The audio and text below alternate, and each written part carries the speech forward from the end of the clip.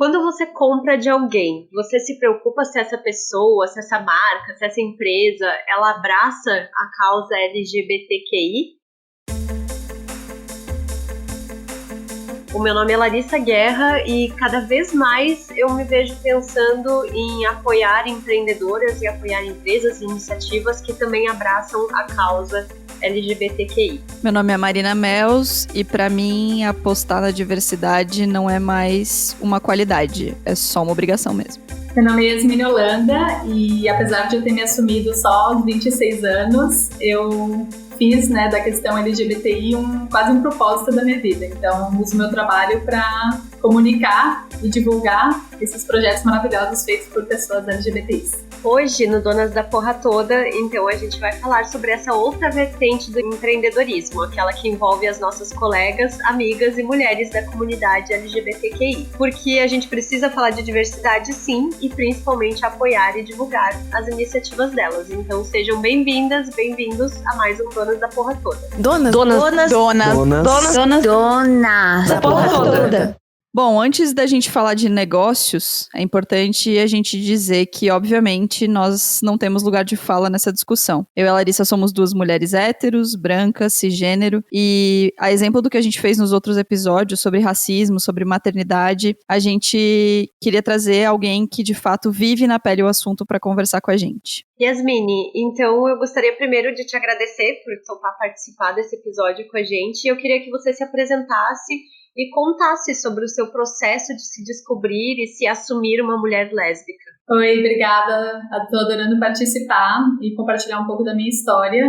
Eu sou jornalista, sou catarinense, eu moro em Florianópolis e eu só me descobri e me assumi mulher lésbica aos 26 anos. Então, foi um processo um pouco mais tardio do que a maioria das pessoas que eu conheço, que acabam se descobrindo na adolescência, naquela fase mais jovem e tal. E eu era casada também, eu vivi todo um relacionamento heterossexual longo. Foi um processo bem difícil para mim, para eu me assumir, depois assim que minha vida já estava quase encaminhada, digamos assim, como as pessoas esperam que esteja. E hoje eu acabei descobrindo que eu posso usar meu trabalho, como comunicadora, como jornalista, para apoiar projetos feitos por pessoas LGBTIs, para pessoas LGBTIs e mulheres também, com foco bastante em projetos feitos por mulheres, um pouco parecido com o que vocês fazem aqui, que é divulgar sempre e apoiar e sempre trazer esse olhar das mulheres, que é muito importante. Então, hoje eu tenho um site, tenho o Yas, que é onde eu escrevo sobre esses projetos, e isso que eu falei que acabou virando um propósito para mim é por causa disso, que eu me descobrindo, eu acabei sentindo falta, de ter um lugar para falar sobre essas coisas e hoje é o meu projeto paralelo. Yasmine, você fala num vídeo que você postou recentemente, agora, alguns dias, você fala muito sobre esse processo de descobrir que a heterossexualidade para você era apenas uma convenção, Era atender uma expectativa de outras pessoas. Queria que você falasse um pouco sobre isso, sobre como isso despertou em ti, da onde veio essa percepção e o que foi acontecendo para que ela mudasse. Então, quando eu era casada e já estava mais infeliz, assim, já pensando em me separar, eu não sabia ainda que eu era lésbica. Na época eu ainda achava que era uma questão, enfim, uma questão do tempo mesmo, do desgaste da relação. Mas eu tinha uma vontade, de ficar com mulheres. E depois que eu me separei, mesmo ficando com mulheres, eu ainda não tinha certeza que eu era lésbica. Não foi uma coisa que foi um clique, assim, então não foi uma coisa clara pra mim desde o começo. E depois de um tempo eu comecei a me perguntar, quando eu já tinha percebido que sim, era isso que minha vida ia ser agora, eu me perguntei muitas vezes como eu não percebi antes, E aí comecei a pesquisar bastante sobre o assunto, ler muito sobre a heterossexualidade compulsória, ler relatos de outras mulheres que também se descobriram um pouco mais tarde, do que a maioria, enfim, algumas até bem mais tarde do que eu, depois dos 40, enfim. E aí eu descobri que tudo bem se eu não percebi antes, porque toda a sociedade, toda a minha criação e tudo me levou a não perceber isso, Porque o modo que a gente é criado, o modo como nós mulheres somos criadas, nos leva a isso. É uma coisa que está muito interna, assim, na nossa sociedade, que a gente nem percebe. Então, eu realmente não percebi que eu tinha outras possibilidades a não ser heterossexual. E quando eu me libertei disso, depois já um pouco mais madura, um pouco mais adulta, eu até tirei um pouco o peso das minhas costas por não ter percebido isso, sabe? Aquele sentimento de culpa, porque eu percebi que não havia nada que eu pudesse fazer. Tudo me levou a isso. E hoje eu até acho importante a gente falar sobre para ajudar outras pessoas que talvez estejam passando por isso, ou até pessoas mais jovens, para mostrar para elas que tudo bem se elas se assumirem, que tá tudo certo, que elas têm essa possibilidade, né, de vida.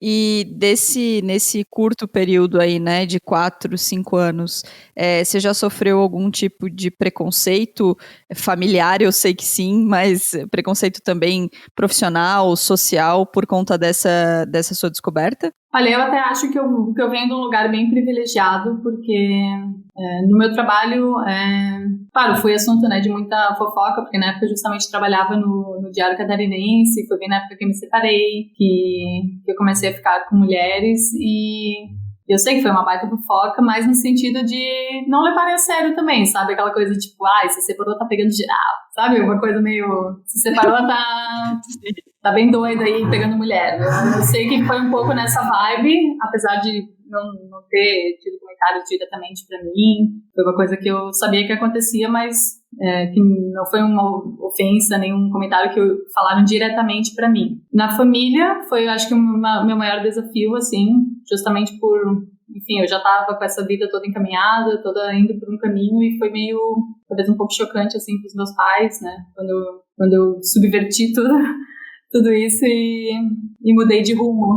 Mas é isso, assim, eu acho que como eu tô num espaço, né, de mais privilégio, também sou branca, sou de classe média, sou jornalista, que também, claro, é um meio que tem seus preconceitos, seus problemas, mas as pessoas já tendem, né, a ser mais abertas, enfim. Então, ainda bem que não sofri, mas eu sei que é uma exceção, assim, que a coisa é mais pesada mesmo. Uma coisa que me chamou a atenção no teu vídeo até foi quando você fala sobre comentários de outros homens, assim, de duvidar de que você decidiu ou você se assumiu lésbica, né? Como é que foi lidar, assim, com essa pressão masculina, assim, de parece que para o homem é meio que inaceitável, né? Uma mulher se descobrir lésbica.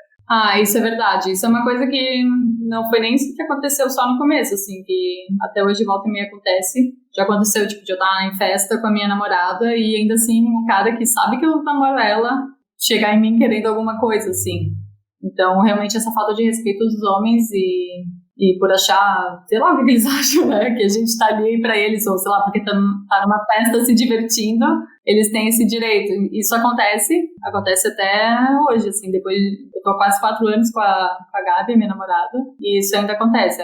Acho que isso, não tem muita esperança de que vá melhorar, porque os caras são muito desrespeitosos mesmo. Homem hétero é uma desgraça mesmo, falando. Mas enfim,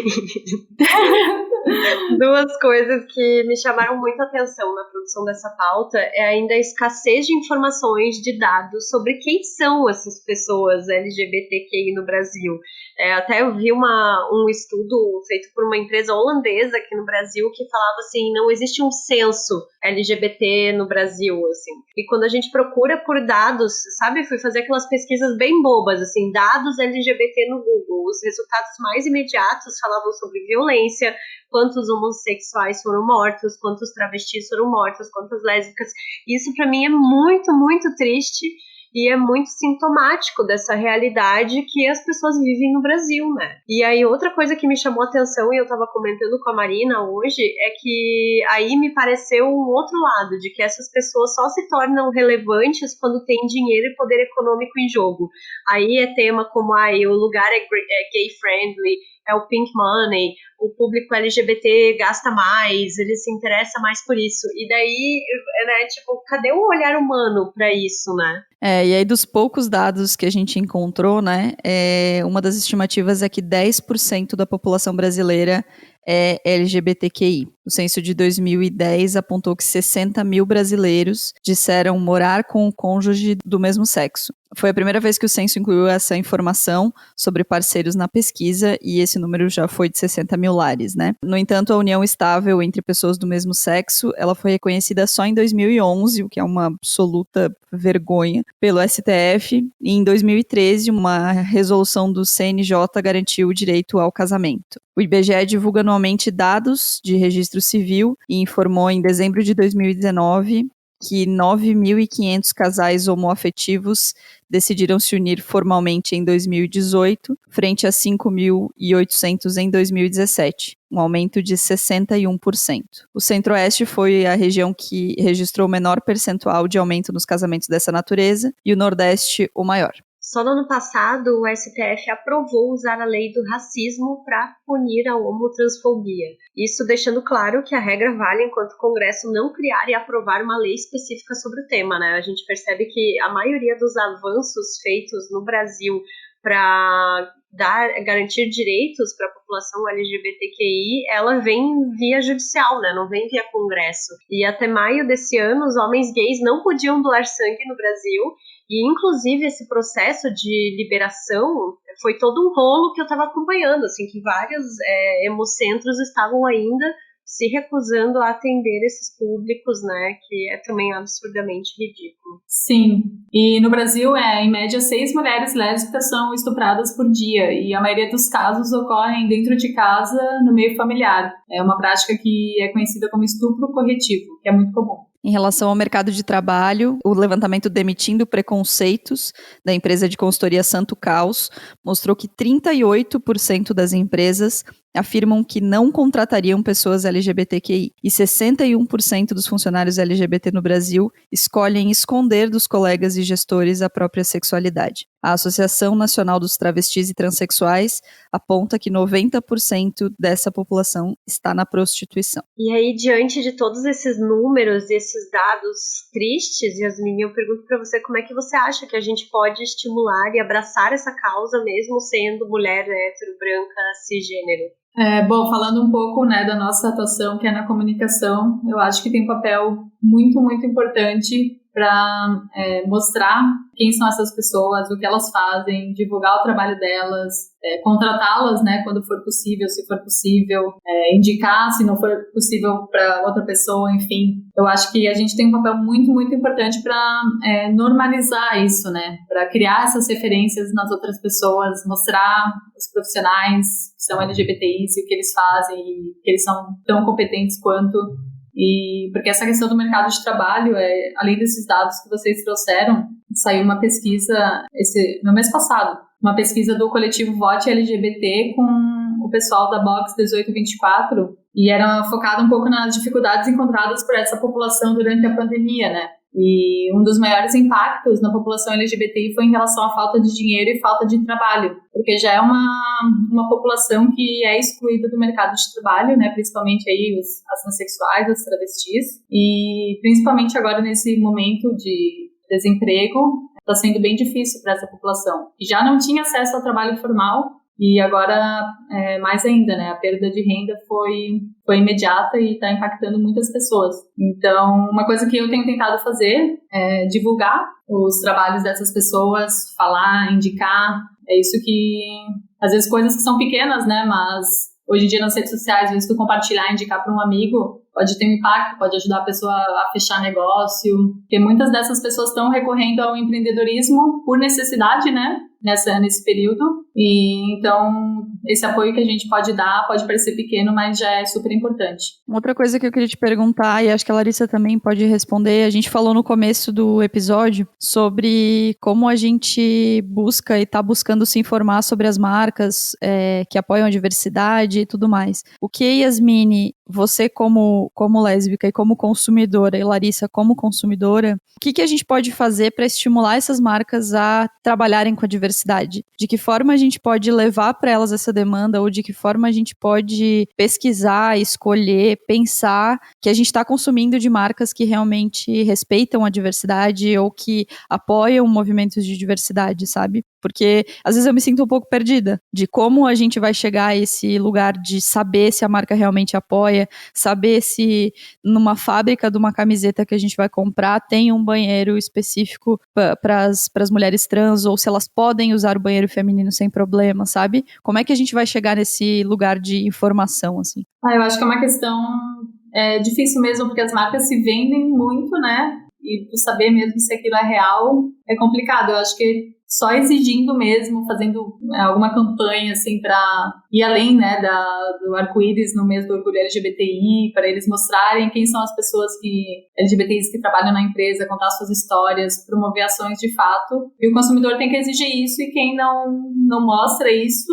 é porque provavelmente não tem, né, esse tipo de ação, e a gente tem o poder de simplesmente não consumir. Eu acho que em grandes marcas o boicote, quando isso não ocorre, é a melhor solução. E em relação a pequenas marcas é mais fácil, né? Às vezes é conhecer quem tá por trás, às vezes pode ser até uma pessoa LGBTI que tá ali e que nem sabe. Eu mesma tô fazendo agora uma matéria sobre brechós, descobri que vários brechós que eu ia incluir são comandados por mulheres lésbicas, e eu fiquei super feliz, mas eu não sabia. Às vezes pelas redes sociais não tá claro, né? E quando você começa a se relacionar com alguma marca por ali, trocar uma ideia ali pelas redes sociais, tu acaba descobrindo isso, e é bem legal. Eu acho que internet é tudo nesse momento de buscas, assim, né?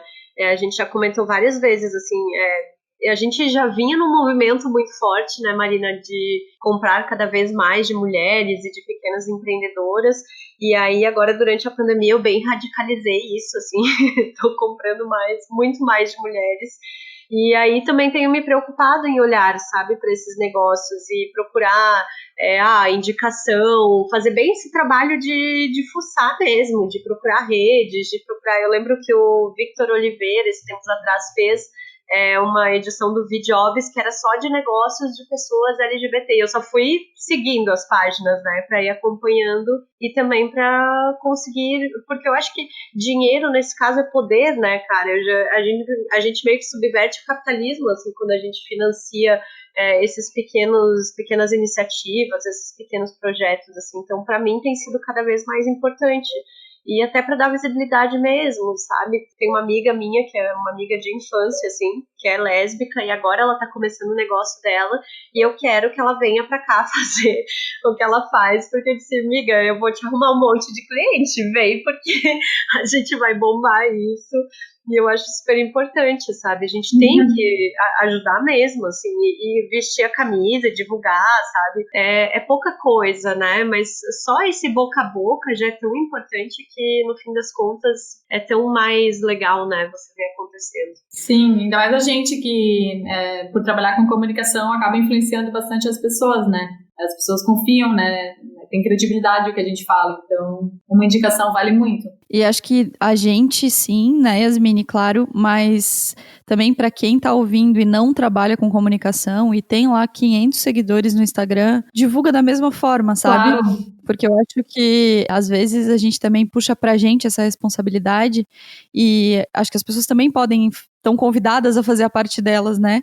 Às vezes a gente vai indicar para um público maior, mas a gente vai chegar a menos pessoas, né? Que realmente precisam daquilo. E às vezes uma pessoa que tem o seu número de seguidores, a sua família, vai conseguir chegar a um lugar legal e vai conseguir apoiar essas empreendedoras.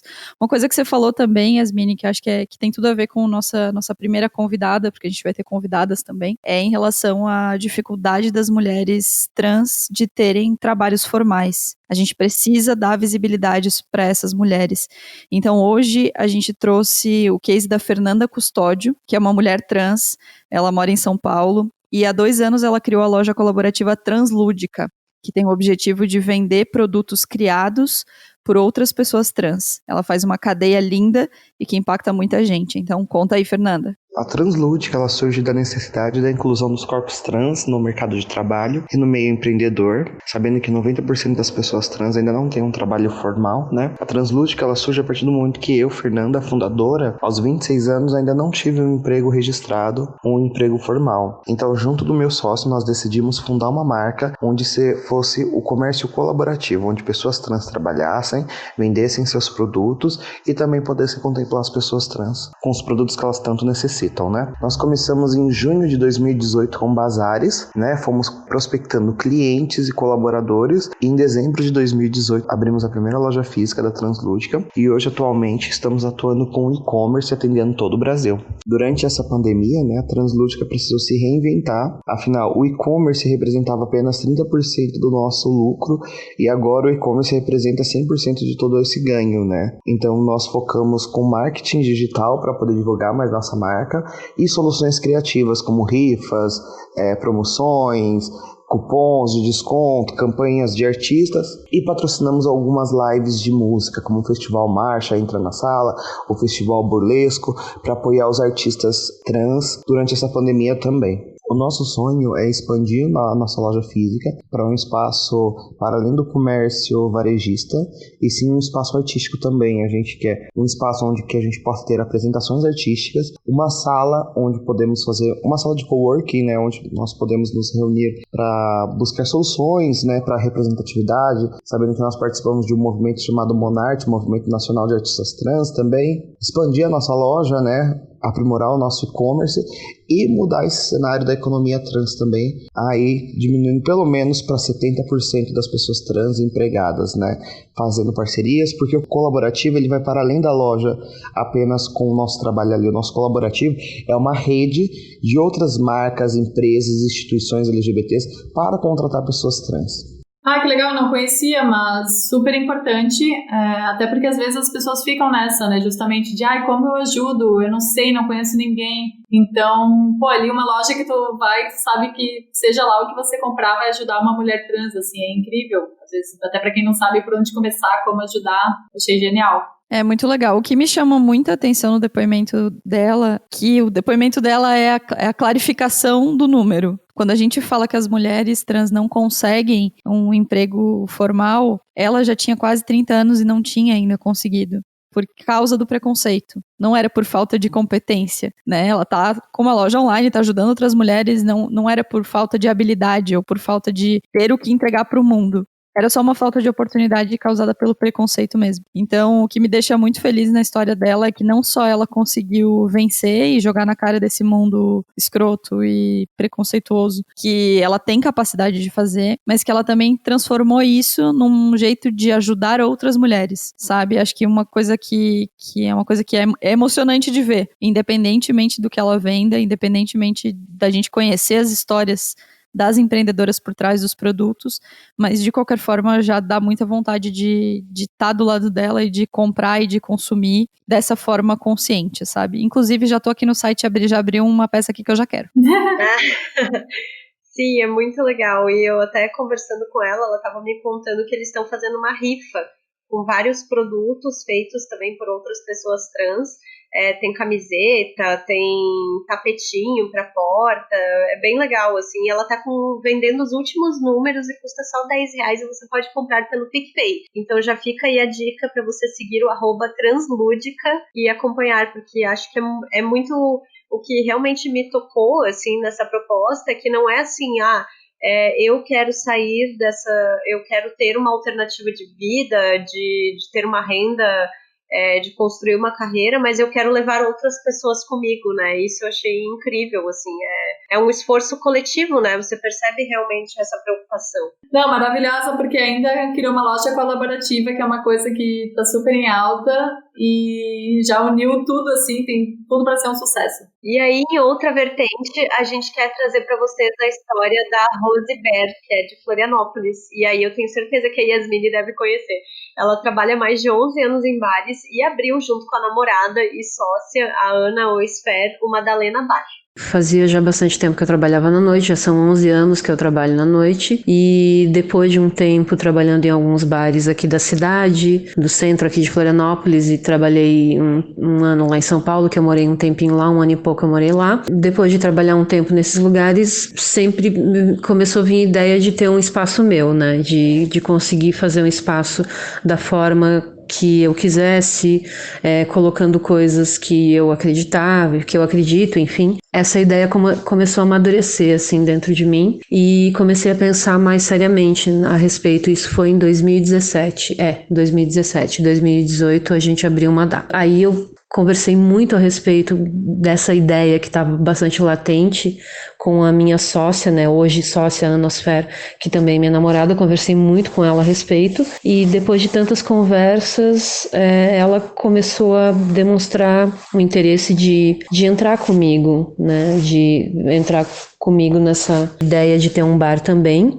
E aí a gente encarou. Foi um processo bastante difícil, só de obra foram 4 meses. Eu sempre pensava num espaço que fosse acolhedor para o público LGBT, porque eu vi desde sempre essa necessidade. E eu acredito que quando a gente faz parte de determinados grupos, a gente acaba entendendo melhor o que esse grupo espera encontrar-nos em determinados espaços, né? Então eu, como mulher LGBT, né, como mulher lésbica, eu acreditava na necessidade de ter um espaço acolhedor para mulheres cis, mas principalmente mulheres LGBTs, mulheres trans, né, lésbicas, enfim. Acreditava muito que havia necessidade de um espaço que fosse um bar direcionado para esse público, né? Porque, enfim, a cidade tem algumas baladas que se direcionam, né, para esse público, mas eu sentia a necessidade de bar, de um lugar que você pudesse entrar sem pagar a entrada, um lugar que você pudesse sentar e tomar produtos e encontrar produtos de qualidade num espaço de bar também. Então, desde sempre eu tive essa ideia. A Ana, desde o princípio, também tinha essa perspectiva, e a gente buscou, já no projeto arquitetônico, colocar referências esteticamente direcionadas para mulheres e LGBTs. Cores, a temática de música e os filmes que a gente tem no telão do Madalena, né? A gente tem um telão no bar térreo, no bar do mezanino a gente coloca DJ, então a gente tentou mesclar um espaço em que esteticamente, musicalmente, a estética cinematográfica fosse direcionada para esse público. Até mesmo os drinks têm um certo apelo, né, que se direcionam para o público LGBT. Então, desde sempre foi a intenção, sim, não foi algo acidental. A gente escolheu o nome Madalena porque a gente queria um nome, inclusive, que representasse, de alguma forma, a maior parte das mulheres. E, enfim, acho que a gente conseguiu um espaço que fosse mais, que abrace mais, né, a comunidade LGBT. Mas sim, a gente enfrenta alguns problemas, inclusive em relação ao poder público. Ano passado, né, em 2019, a gente teve várias ações ali na região, ali na rua onde Madalena está, truculência policial, né, a gente teve vários incidentes, infelizmente, e a gente percebe que há uma certa truculência maior em relação à maneira de lidar, principalmente com Madalena, sabe? A gente percebe que isso acontece sim. A gente sabe que, infelizmente, a gente tem também uma certa resistência de alguns moradores próximos, né? Que não veem com bons olhos o que se transformou aquela região, que a região era uma região pacata, né? A rua onde está o bar, a Rua do Madá, era uma rua pacata, antes sem movimento, e inclusive que as pessoas reclamavam de que era uma região perigosa, e depois o Madá se transformou numa rua super movimentada, e certamente o fato de numa mesma rua aglomerar LGBTs, negros, pessoas da periferia, né, incomodou muita gente ali. A gente sentiu, posso dizer, na pele, principalmente em 2019, no final de 2019, de agosto em diante, toda a truculência que aconteceu na rua certamente exemplifica toda a dificuldade muito maior para estabelecimentos que se direcionam para o público LGBT, que é o caso do Madá, né? Mas acho que isso só prova que a gente está no caminho certo, que a gente não pode, né, deixar enfraquecer. Eu acho que a gente tem que fazer com que esse movimento cresça. O lugar de LGBT não é trancado, não é escondido, não é no armário. LGBTs têm que estar e deveriam estar ainda mais nas ruas, né? A gente tem esse direito e acho que se o Madá conseguir um pouquinho aglomerar e juntar tanta gente ali na rua, a gente certamente está no caminho certo e a gente quer fazer ainda mais pelo público que é o nosso público, sabe? E, enfim, é isso. A gente, infelizmente, está passando por um momento mais difícil ainda, porque os bares por si só já vivem um dia após o outro, né? Já é bastante difícil se manter no dia a dia. Aqui em diante a gente vai ter algumas ações para ter alguma receita. Então a gente, por isso, vai tentar criar alguns produtos personalizados e colecionáveis com a cara do bar para, né, vender aos poucos. A gente pretende fazer takeaway, que a gente vai começar em breve, talvez alguma entrega também. E assim que for seguro, abrir aos pouquinhos, atender bem menos gente do que a gente atendia antes. Eu visualizo que quando a pandemia não for mais um risco, quando tiver alguma vacina, enfim, eu imagino um carnaval imenso, assim, né, no país. Eu acho que vai ser grandioso, é a minha esperança, sabe? Eu acho que, infelizmente, vários conhecidos e amigos nossos, alguns já tiveram que fechar seus estabelecimentos porque não conseguiram se manter. Então eu acredito que quem conseguir se manter durante esse período para reabrir vai ser grandioso. Eu acho que a volta vai ser grandiosa, né? Mas acho que é um longo caminho até lá e que daqui para frente só tende a ser mais difícil ainda. Então, um apelo que eu faço a todos os nossos clientes, amigos e as pessoas de modo geral apoiem o seu comércio, o seu bar favorito, esteja do lado, apoie as campanhas, ajude a divulgação. Não é difícil ajudar a divulgar o lugar que você gosta. Apoie os pequenos comércios, os comércios do seu bairro, da sua cidade, sabe? Porque esses não vão sobreviver. As grandes marcas vão conseguir se manter, mas a gente que vive um dia após o outro, não. Então apoie a gente, apoie o bar que você tem, né, que é seu, de afeto, de coração, apoie, porque a gente só pode contar com vocês, porque o poder público praticamente não está fazendo nada para que a gente se mantenha. A gente só pode contar com o afeto das pessoas que estão com a gente no dia a dia. Sim, o Madalena revolucionou a região ali do centro, assim, não foi o primeiro bar a abrir por ali, mas foi o bar que mudou, assim, uma chave. E realmente virou um fenômeno incrível, assim, atraiu toda a galera LGBT e a rua ficou maravilhosa, cheia de gente. Antes era uma rua bem abandonada, vazia à noite. E ela realmente se ressignificou, né, aquele espaço e abriu para todo mundo, assim. Acabou que, no fim, surgiu até um baile funk que deram o nome de Madalena. Então, o rolê, assim, cresceu gigante, assim. Ai, que demais. E foi muito legal, assim, foi um fenômeno e eu espero que ele ainda exista, né, depois dessa pandemia com as coisas fechadas, porque foi uma coisa única, muito importante.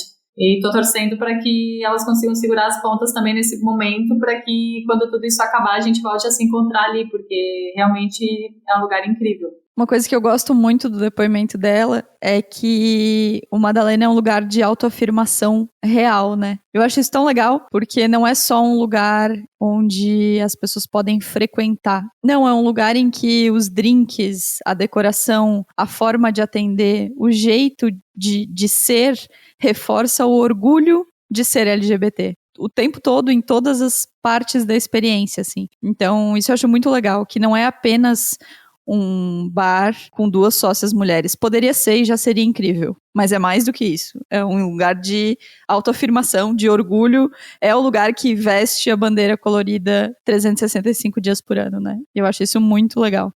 Tô louca pra ir pra Floripa quando tudo reabrir. Sim, venham. E assim, realmente é um lugar que tu vai e tu se sente bem o tempo inteiro, assim. Às vezes tem lugares que tu chega, tu fica meio assim, mas não, ali todo mundo é super bem acolhido, todo mundo que trabalha lá é super legal. A música é sempre boa, o lugar tá sempre lindo e os drinks realmente são uma delícia. Inclusive, o mais famoso é o Sapatônica. É maravilhoso. Muito bom. Eu acho... Gente, nós precisamos ir pra Florianópolis beber o Sapatônica. Precisamos. Eu até falei pra Rose, eu disse, Rose, eu fui poucas vezes pra Floripa recentemente, assim, por conta de trabalho e tal. E aí acabava que a gente nunca ia sempre no Tralharia, né, que ficava ali também perto, no centro, mas eu falei, nossa, que arrependimento de não ter ido, assim, e tô muito nessa torcida também, para que quando a gente puder, né, para que a gente vá, sem dúvida nenhuma, assim, quero tomar os drinks, quero conhecer, já fiquei super curiosa. E eu achei super bonito, assim, até quando a gente estava conversando, eu disse que em algumas partes eu me emocionei muito, assim, por ela falar sobre esses espaços que as pessoas podem realmente frequentar sem ter medo nenhum, sem serem importunadas, sem ter um cara te enchendo o saco porque você tá ali com a tua namorada, né? Exato. Então é realmente importante, assim. E não acho que é criar um nicho, né? Eu acho que seria lindo se pudéssemos todos frequentar, as pessoas conviver nos mesmos espaços e tal. Mas é realmente legal quando você vê um negócio que é pensado, imaginado e que é pautado por respeito, por amor, por liberdade, por você poder ser quem você é nesse lugar, né? Sim, e a importância, né, de incluir pessoas, né, no caso ali do bar Mulheres Lésbicas, em vários postos, enfim, porque daí chega a guria que faz teu drink, também é uma mulher lésbica, as donas são lésbicas, a arquiteta que fez o espaço é uma mulher lésbica, que inclusive faz todos os bares legais, né, a Emanuela, faz todos os bares mais lindos aqui de Floripa. Então, tu percebe que todos esses detalhes fazem muita diferença.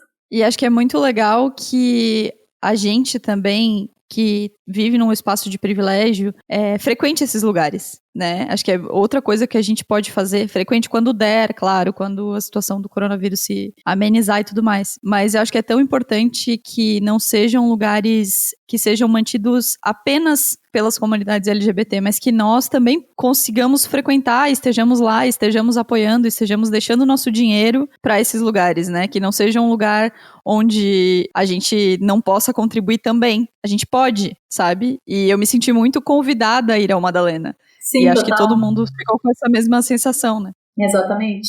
Bom, diante disso tudo, Yasmin, eu queria que você terminasse essa nossa primeira parte do episódio comentando um pouco sobre como você enxerga o seu futuro e o futuro das outras mulheres lésbicas e se você tem esperança que as mulheres e a comunidade LGBT seja tratada com mais leveza e mais amor. Sim, eu tenho esperança, né, que eu sou mais otimista, assim, nesse aspecto. Eu acho que ainda tem muitas coisas que a gente tem que lutar, às vezes tem que gritar, chamar atenção, mas eu acho que as coisas estão caminhando, principalmente para nós mulheres lésbicas, né? Eu, quando era mais jovem, assim, não via muitas referências, e hoje já tem muito mais pessoas, assim, que você vê que estão fazendo um trabalho legal, que se assumem, que mostram, que falam sobre isso. E eu acho que, por exemplo, ser adolescente hoje, que está se descobrindo, já está muito mais fácil do que quando eu era adolescente e não me descobri, né, no caso. Então, eu tenho esperança, sim. Eu acho que quando tu começa a ver essas pessoas em vários lugares, mesmo que ainda sejam poucos, mas é um começo, né? Tu falar sobre isso, você assumir, eu acho que é muito importante. Então, eu tenho esperança, sim. Esperança de que tudo melhore, mas para isso eu tento fazer a minha parte também, falando um pouco mais da minha história, contando a história também de outras pessoas, fazendo um pouco disso, tudo que a gente falou, né? Divulgar, incentivar, porque isso vai normalizando, vai criando referências e isso é o mais importante.